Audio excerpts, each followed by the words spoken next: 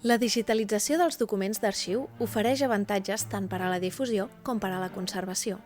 Facilita la consulta en línia i amplia l'accés a més persones, alhora que permet preservar els originals, evitant-ne la manipulació directa.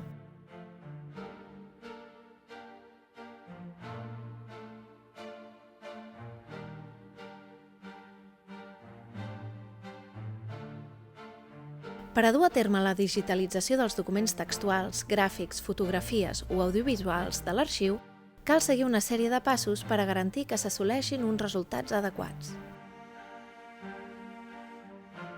A l'Arxiu Municipal de Granollers, habitualment, s'externalitza la digitalització de la documentació a empreses especialitzades que disposen de maquinària específica i els coneixements tècnics que garanteixen uns millors resultats.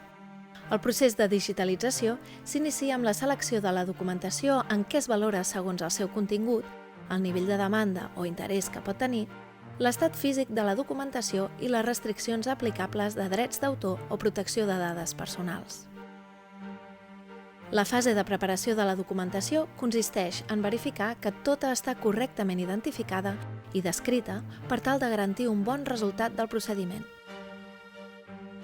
Un cop identificades les sèries, unitats documentals o volums, cal agrupar físicament la documentació segons el seu suport per tal d'agilitzar els passos següents. La fase de captura, en la majoria de casos, es du a terme a les instal·lacions d'una empresa amb maquinària específic que permet enregistrar les imatges amb la millor qualitat possible sense malmetre els documents.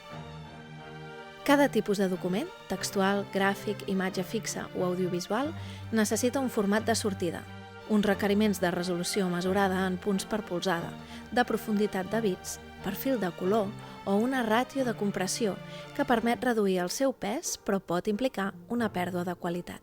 A la digitalització d'arxius, el format TIFF, sense compressió, s'utilitza per a la preservació, sent el format màster, i el JPEG, amb compressió baixa, i PDF s'utilitzen per a consulta i difusió, ja que es redueix el pes del fitxer mantenint una qualitat que permet una bona visualització.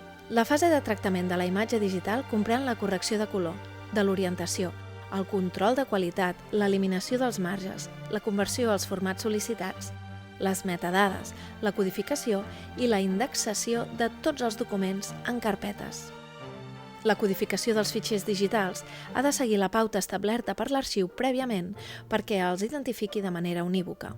En el cas dels documents textuals, impresos o mecanografiats, la digitalització es completa amb l'aplicació del reconeixement de caràcters en OCR que permet que el text que conté sigui llegible automàticament. Un cop retorna la documentació a l'arxiu, l'empresa lliura la versió digital dels documents i en aquest moment l'arxiu fa el control de qualitat per tal de validar els paràmetres, els tractaments aplicats, la codificació dels fitxers i l'estructura de carpetes. El procés de digitalització finalitza amb la tasca de preservació de l'arxiu que ha de garantir el manteniment dels documents electrònics en el futur i assegurar que siguin llegibles al llarg del temps dins dels servidors corporatius.